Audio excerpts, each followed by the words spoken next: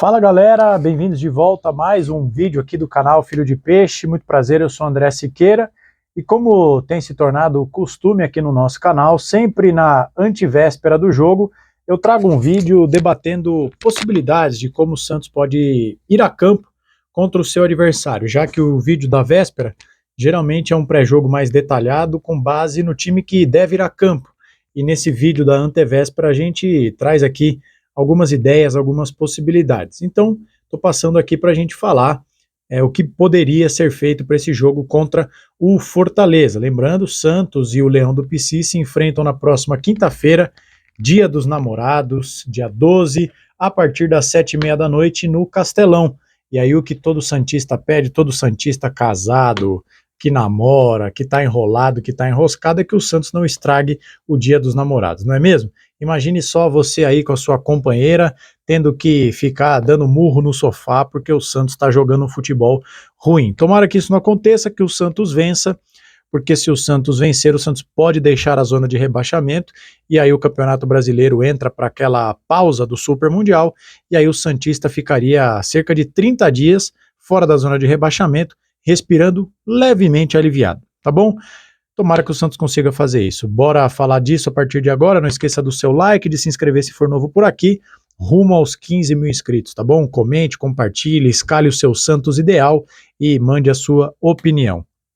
Galera, para esse jogo, como vocês sabem, o Santos não conta com o Neymar, que foi expulso contra o Botafogo, e se não renovar o contrato, o que deve acontecer, tá? O Neymar deve renovar, mas se a renovação não ocorrer, foi o último jogo dele. Para esse jogo, o Santos também não conta mais com o Soteldo, que já foi oficialmente anunciado pelo Fluminense, e o Santos não terá o zagueiro Gil, que está com dores no quadril, será preservado, não viaja para o Nordeste brasileiro. O Santos viaja nesta terça-feira, treina amanhã, quarta-feira, já no Nordeste brasileiro. O Gil não viaja por dores no quadril, e aliás, segundo informações do repórter Giovanni Afonso, do canal do Ricardinho Martins, como o Gil está voltando a sentir dores, o que pode fazer com que ele tenha que se medicar para seguir jogando, o Gil vai utilizar a pausa para o Mundial para repensar se cumpre o seu contrato até o final do ano ou se pendura chuteiras nessa breve pausa do Mundial, tá bom? Então, esses três jogadores não estarão à disposição. No caso do Neymar e do Gil, algo que pode ser pontual, o Soteldo já está no passado do Santos, vá com Deus, não deixará saudade alguma, tá? E aí, basicamente, o Santos tem algumas dúvidas na lateral e no ataque. Ou melhor, nas laterais e no ataque. Porque o Santos vive aquele dilema com a volta do Aderlan, que não sente mais dores, está treinando normalmente. No último final de semana, no jogo treino contra a Portuguesa Santista, aliás, ele deu um belíssimo de um cruzamento para um ótimo gol de cabeça do Tassiano. O Tassiano subiu pra caramba, deu uma bela testada. O Aderlan está à disposição e pode jogar. E aí a pergunta que fica é: Aderlan volta ao time titular por ser um lateral de origem ou ele fica no banco de reservas e o Escobar, lateral esquerdo, que jogou improvisado contra o Botafogo, é mantido? Se o treinador do Santos resolver devolver ao time titular aqueles que são, digamos assim, considerados titulares, será que é o momento de tirar o garoto Souza do time titular? Lembrando que ele fez um bom jogo contra o Vitória, um jogo relativamente bom contra o Botafogo e agora poderia ser preterido. Então essa é a primeira dúvida.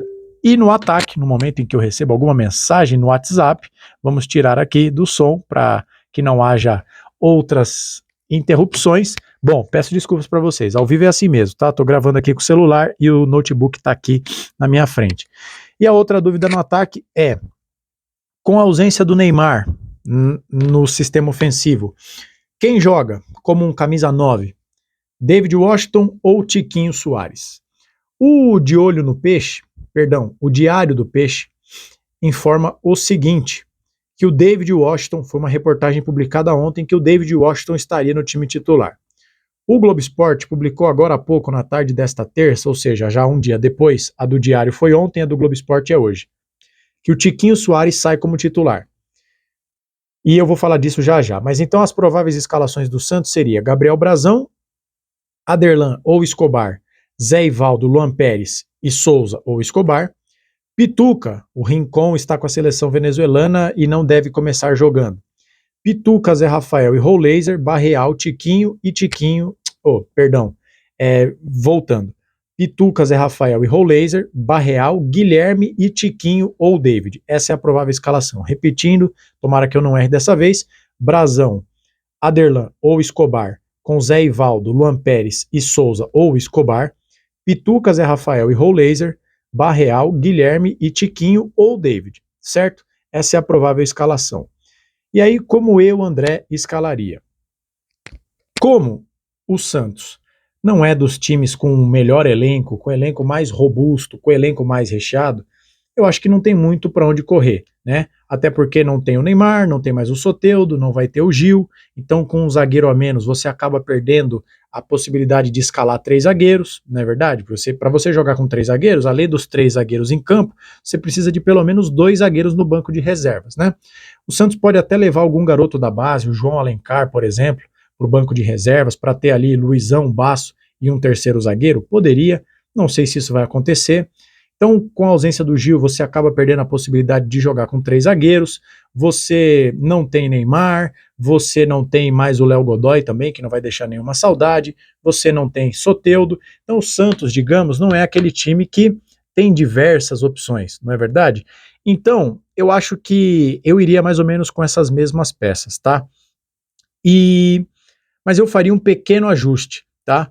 Os inscritos mais antigos aqui do nosso canal, vocês sabem que eu não gosto de improvisações, tá? Eu não gosto de improvisações por essência, porque eu acho que você, em raras exceções, via de regra, com raras exceções, na maioria dos casos, a improvisação quase sempre não traz retorno algum, e às vezes até traz prejuízos. O Escobar não comprometeu na direita contra o Botafogo, muito pelo contrário, tá? Muito pelo contrário, foi melhor do que todos os laterais direitos. Mas ainda em que pese o fato de eu ser contra as improvisações, para esse jogo contra o Fortaleza, eu manteria o Escobar na direita e não tiraria o Souza do time titular. Porque se os considerados titulares forem a campo, o que o Santista pode ver contra o Fortaleza? 2 laterais mais defensivos. O Escobar é defensivo por essência e o Aderlan, em que pese o fato de ser um lateral mais equilibrado, ou seja, ataca tão bem quanto defende, mas ele é equilibrado, mas ele está mais pendendo para o lado defensivo. O Santos pode ter um cenário que terá 2 laterais que não atacam. Isso vai sobrecarregar os nossos pontas. Então eu acho que o pior cenário possível para o Santos é ter Aderlan e Escobar jogando juntos, tá? E eu acho que nesse momento seria um crime tirar o Souza do time para frear a ascensão do jogador. O Souza pode jogar mal, comprometer e ser uma tragédia? Pode. Mas eu acho que nesse momento ele precisa de sequência, ele precisa de minutagem. Você tem o Escobar, que já é defensivo por essência, jogando na direita, ele vai ser ainda mais defensivo, vai cumprir ali um papel tático, não vai fazer ultrapassagem, até porque ele não tem perna direita para fazer o cruzamento na linha de fundo, e você fala, Souza, pode atacar, pode ir, ajuda o Guilherme, porque se o Santos jogar com 2 laterais defensivos, o Santos vai deixar tanto o Barreal quanto o Guilherme sobrecarregados contra a marcação do Fortaleza. Então, eu escalaria Souza na esquerda e o Escobar na direita. E no ataque, já que essa é a dúvida, eu escalaria o David. Por quê? O Fortaleza abre a rodada na zona de rebaixamento junto com o Santos. Estará jogando em casa apoiado pelo seu torcedor. Eu tenho certeza absoluta que, 1, o Fortaleza vai vir para cima, 2, o Santos vai jogar no contra-ataque. E como o Santos vai puxar contra-ataque com o Tiquinho de titular? Não dá, não dá. É um tiro no pé você lançar a bola no espaço para o Tiquinho apostar corrida com quem quer que seja. Não dá.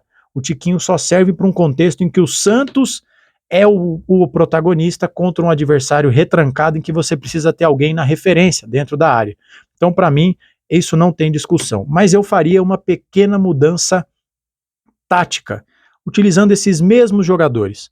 Quando a gente vê do meio para frente, Pituca, Zé Rafael e Rollaser, e aí no ataque, Guilherme, Barreal e David, a gente vê o Santos no eterno 4-3-3, que boa parte dos torcedores não aguenta mais, e eu me incluo nessa lista. Eu não aguento mais ver o Santos jogando sempre da mesma forma. Eu faria um 4-4-2 com liberdade de movimentação tanto para Rollaser quanto para o Barreal. Contra o Botafogo, se teve uma coisa que funcionou, foi a mobilidade desses jogadores no ataque.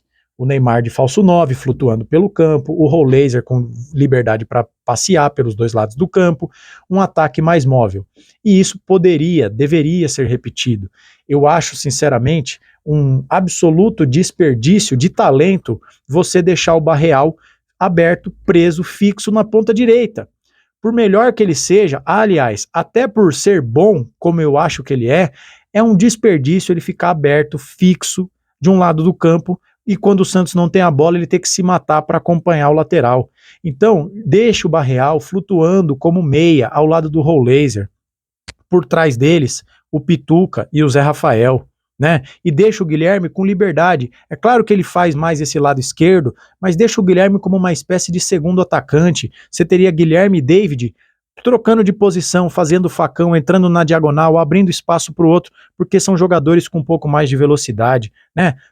Você pode, usando as mesmas peças, sem fazer nada de revolucionário, tentar extrair o melhor desses jogadores. E eu vou além. É claro que nesse momento o ideal seria uma imagem com o nosso campinho, mas vocês estão percebendo que eu estou gravando aqui nos estúdios do Radar de Notícias, onde já apresentarei a edição de hoje do Telejornal. Então eu vou tentar explicar didaticamente sem o recurso visual. Mais do que um 4-4-2, eu escalaria o Santos numa espécie de 4-1-2-1-2, o famoso losango no meio-campo. O Pituca na cabeça de área, o Zé Rafael na ponta, né, nessa vértice do losango pela esquerda, o Barreal no outro lado pela direita e o Rollaser na ponta do losango mais à frente, deixando o Guilherme e o David ali na frente. E por que eu falo isso? Se o Santos jogar com volante lado a lado, Pituca e Zé, nós teremos um problema. Porque, em que pese o fato do Zé Rafael ser destro, ele preferencialmente atua pelo lado esquerdo. Mas o Pituca é canhoto e todas as vezes que jogou pelo lado direito do campo, foi mal. Porque o Pituca parece que só tem duas pernas esquerdas. Quando precisa fazer qualquer coisa com a direita, ele é um fracasso retumbante. Então, se o Santos jogar com o losango no meio-campo, você deixa o Pituca na cabeça de área, deixa o Zé Rafael fazendo o lado esquerdo e você fala, Barreal, dá um passinho para dentro, sai da ponta direita, vem para o corredor central para jogar perto do Pituca, para dar uma opção de passe, para jogar perto do Zé, para jogar perto do Rollaser e deixa ali o Guilherme e o David mais à frente, né? E com esse formato, esse 4-1-2-1-2 ou 4-3-1-2, né, com o Rollaser e os dois atacantes, você ainda faz o seguinte, você tira a obrigação do Guilherme, por exemplo, que é dos jogadores mais velozes que o Santos tem para uma puxada de contra-ataque, de ter que acompanhar o lateral direito do Fortaleza, né? Você fala, Zé, quando o Tinga, que provavelmente deve ser o titular, estiver atacando, você acompanha o lateral. Barreal, quando o lateral esquerdo estiver atacando, você acompanha, né? Você faz com que o seu tripé de meio de campo acompanhe. Quando o Zé for, o Pituca acompanha. Quando a bola for lá, o Barreal sai para acompanhar o lateral e o Pituca acompanha. Você faz o balanço defensivo, você tira a obrigação defensiva do Guilherme e você, mantendo as mesmas peças, já que o Santos não tem um elenco recheado como outros clubes têm, você faz uma mudança tática. Ninguém aguenta mais ver o Santos jogando da mesma forma. E o Santos precisa de inovação. Se o Santos ganhar esse jogo, o Santos pode escapar da zona de rebaixamento. Essa oportunidade o Santos não pode perder. Não pode perder. E eu acho que jogando dessa forma, você amplifica, você potencializa a qualidade desses jogadores, para que a gente possa tentar repetir a boa atuação que nós tivemos contra o Botafogo, em que a gente jogou bem, mas não ganhou. E o que vale é bola na rede. Então o Santos precisa ter um ataque móvel, e para isso não pode jogar com o Tiquinho Soares, e eu acho que nesse momento não faz sentido tirar o Souza do time, e com esse ajuste no meio de campo, você potencializa o Zé, você não prejudica o Pituca e você ainda deixa o Barreal para jogar mais perto de quem tem qualidade, como é o caso do Rollaser. Tá bom, gente? Então esse era o vídeo que eu queria trazer aqui para vocês, como de costume, sempre debatendo possibilidades de como o Santos pode ir a campo. Peço para que você deixe o seu like se gostou desse vídeo e se inscreva se for novo por aqui. Seja bem-vindo rumo aos 15 mil inscritos, tá bom? Compartilhe com os amigos, escale seu time e a gente volta amanhã com o nosso pré-jogo com informações detalhadas do jogo contra o Fortaleza, quinta-feira, 7h30 da noite no Castelão.